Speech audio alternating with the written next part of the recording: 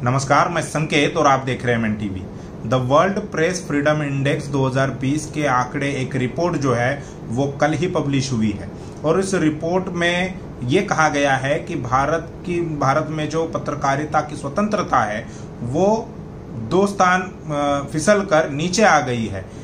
पिछले साल यानी 2019 में भारत 140वें स्थान पर था, तो इस साल 2020 के वर्ष में ये 2 स्थान फिसल कर 142वें स्थान पर आ गया है। इस रिपोर्ट में क्या कुछ कहा गया है ये मैं आपको पढ़कर बताता हूं कि भारत मंगलवार को जारी रिपोर्टर्स विदाउट बॉर्डर्स के वार्षिक विश्लेषण के अनुसार वैश्विक प्रेस स्वतंत्रता सूचकांक में 180 देशों के समूह में 2 स्थान नीचे उतरकर 142वें स्थान पर आ गया है। पिछले साल भारत 140वें स्थान पर था।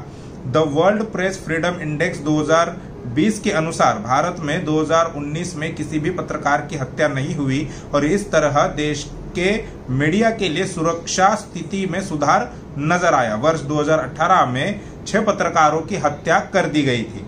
रिपोर्ट कहती है कि लगातार स्वतंत्रता का उल्लंघन किया गया, जिसमें पत्रकारों के खिलाफ पुलिस या हिंसा, राजनीतिक कार्यकर्ताओं पर हमला, बदमाशों एवं भ्रष्ट स्थानीय अधिकारियों द्वारा बदले में हिंसा आदि शामिल है। सूची में लगातार चौथी बार नॉर्वे पहले नंबर पर है। नॉर्थ कोरिया सबसे निचले यानी 180 स्थान पर है। दूसरे नंबर पर फिनलैंड, तीसरे नंबर पर डेनमार्क, 11वें नंबर पर जर्मनी, 34वें नंबर पर फ्रांस, 35वें नंबर पर यूके यानी यूनाइटेड किंगडम और 45वें स्थान पर अमेरिका, 66वें स्थान पर जापान और 107वें स्थान पर ब्राजील है। ये कुछ आंकड़े उन्होंने दिए हैं। उसके बाद रिपोर्ट के मुताबिक कश्मीर में उत्पन्न हुई स्थिति की वजह से भारत की रैंकिंग पर काफी प्रभाव पड़ा है। धारा 370 हटाने के बाद जो पत्रकारों को सील किया है या उसमें कुछ उनको अधिकार नहीं दिए गए, उसकी वजह से ये जो रैंकिंग है वो नीचे आ गई है, ऐसा इस रिपोर्ट का मानना है। इसके चलते राज्य में यानी कश्मीर में कई तरह के कठोर प्रतिबंध लगा दिए गए थे, जिसकी वजह से पत्रकारों को खबरें करते हुए कठोर मुश्किलों का सामना करना पड़ रहा। संयोगवश ये रिपोर्ट ऐसे समय में आई है जब हाल ही में जम्मू कश्मीर पुलिस ने कश्मीर के 2 पत्रकारों पर कठोर UAPA कानून के तहत मामला दर्ज किया है। एक 26 वर्ष के जहारा के स्वतंत्र पत्रकार है, उन पर ये UAPA का ये कलम लगाया गया है, उन पर मामला दर्ज हुआ है। और दूसरे द हिंदू के परिजादा आशिक ये पत्रकार है। एडिटर्स गिल्ड ऑफ इंडिया ये एक संस्था है भारत में, उनका क्या कहना है इस ये जो रिपोर्ट आई है वर्ल्ड फ्रीडम इंडेक्स की, उसके बारे में। तो उन्होंने ट्वीट करके कहा है कि गिल्ड ने कहा कि मुख्यधारा की मीडिया या सोशल मीडिया पर लिखने को लेकर ऐसे कानूनों का इस्तेमाल करना सत्ता का गलत प्रयोग है। यह पत्रकारों के बीच भय पैदा करने के लिए किया जा रहा है। गिल्ड ने आगे कहा कि वो ये भी मानता है कि अप्रत्यक्ष तौर पर देश के सभी पत्रकारों को धमकी देने जैसा है।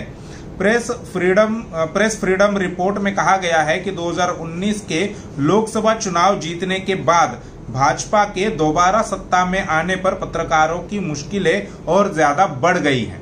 तो ये वर्ल्ड प्रेस फ्रीडम इंडेक्स का 2020 का रिपोर्ट है। उसमें कुछ जो महत्वपूर्ण बातें रिपोर्ट में कही गई है वो मैंने आपके सामने पढ़कर बताई। तो भारत में जिस तरीके से पत्रकारिता चल रही है, हाल ही में हमने देखा है कि कोरोना वायरस को लेकर एक समुदाय पर आरोप लगाया गया, उसको प्रचारित किया गया और सारी फर्जी खबरें जो है वो लोगों के सामने रखी गई। पालघर में जो मॉब लिंचिंग हुई उसमें भी उन्होंने धार्मिकता या सांप्रदायिक माहौल बनाने की कोशिश की। वो जिनके द्वारा ये मॉब लिंचिंग हुई वो लोग और जिनके साथ ये मामला हुआ वो लोग एक ही धर्म के थे, लेकिन फिर भी मीडिया ने जिस प्रकार से खबरें दी कि ये मुस्लिम लोगों ने की हुई मॉब लिंचिंग है, तो ये सरासर गलत बातें थी जो हमने आपके सामने इसके पहले भी रखी है। तो भारत में पत्रकारिता को लेकर एक गंभीर और चिंता की बात है। ये खबर आपको किसी भी इलेक्ट्रॉनिक मीडिया में देखने को नहीं मिलेगी। ये सोशल मीडिया ही है जो लगातार बहुजनों के हक की और बहुजनों के अधिकार की और उसके साथ ही असली खबरें, सच्ची खबरें जो है वो आपके सामने लगातार रखने का काम कर रहा है। तो ये जानकारी अगर आपको अच्छी लगी हो तो उसे लाइक कीजिए और ये जानकारी और ज्यादा लोगों तक पहुंचाने के लिए इस वीडियो को ज्यादा से ज्यादा शेयर कीजिए। शुक्रिया।